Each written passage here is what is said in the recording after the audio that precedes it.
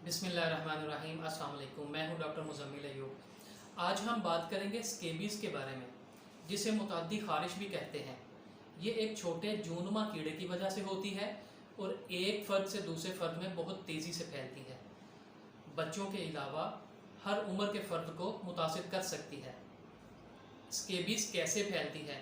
Scabies फैलती है ख़ारिश से मुतासरा फ़र्द के इस्तेमाल शुदा तौलिया, बिस्तर, कंबल या लिबास इस्तेमाल करने से। यानी घर में अगर एक फ़र्द को स्केबीज़ हो गई है तो अगर घर के दूसरे अफराद उसके लिबास, तौलिया, बिस्तर या कंबल इस्तेमाल करेंगे तो वो भी मुतासिर होंगे।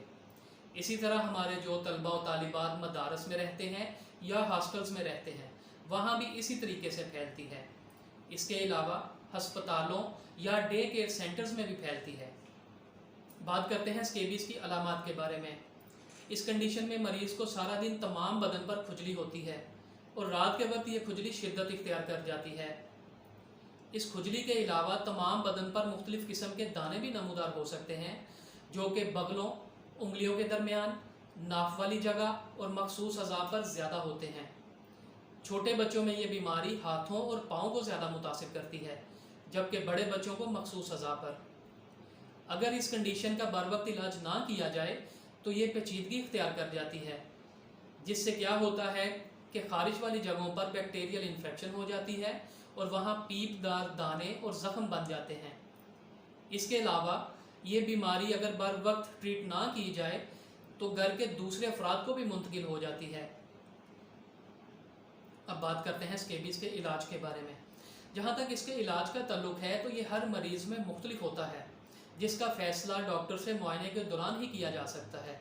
लेकिन इसकी एक ख़ास दवा जिसे परमेथ्रिन कहा जाता है वो सभी मरीज़ों में इस्तेमाल करवाई जाती है, और ये परमेथ्रिन नामी दवा जिस्म पर लगाने का एक ख़ास तरीका होता है। इस दवा को 7-7 दिन के वक्फे से 2 से 3 बार लगाना पड़ता है, लेकिन अगर बीमारी ज़्यादा पुरानी हो तो इससे ज़्यादा बार लगाने की ज़रूरत भी पड़ सकती है। आइए बात करते हैं ये परमेथ्रिन नामी दवा जिस्म पर कैसे लगाते हैं। इसके लिए सबसे पहले रात को नहाकर जिस्म को खुश्क कर लें। उसके बाद ये दवा गर्दन से लेकर पाँव के नाखूनों तक इस तरीक़ा से लगाएं कि जिस्म का कोई भी हिस्सा खाली ना छूटे। ख़ास तौर पर बगलों, उंगलियों के दरमियान, नाफ वाली जगह और मखसूस अज़ा पर अच्छे तरीके से मलें।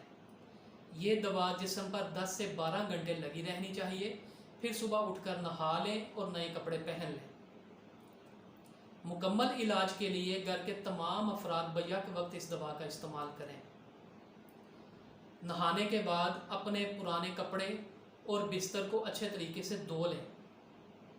अगर बीमारी ज़्यादा पुरानी है तो अलमारी से निकाल कर सीज़न के तमाम कपड़े भी धो लें। ख़ास तौर पर ख़वातीन का हिजाब, अबाया, शॉल, दुपट्टे और चादरें वगैरह।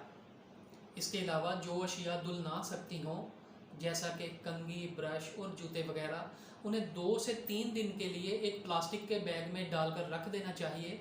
फिर 3 दिन के बाद इन अशिया को निकाल कर धूप लगवा कर फिर इस्तेमाल करना चाहिए। अब बात करते हैं कि स्केबीज़ के मरीज़ जल्दी ठीक क्यों नहीं होते। इसकी पहली वजह है कि मरीज़ अपना बर वक्त इलाज शुरू ही नहीं करवाते। मरीज़ डॉक्टर के पास उस वक्त जाते हैं जब ये बीमारी शिद्दत इख्तियार कर जाती है और घर के दूसरे अफराद को भी मुंतकिल हो जाती है। दूसरी वजह है कि परमेथ्रिन लोशन या क्रीम लगाने का तरीका दुरुस्त नहीं होता। इसे लगाने का तरीका ऊपर बयान किया गया है, उसी तरीके के मुताबिक लगानी चाहिए।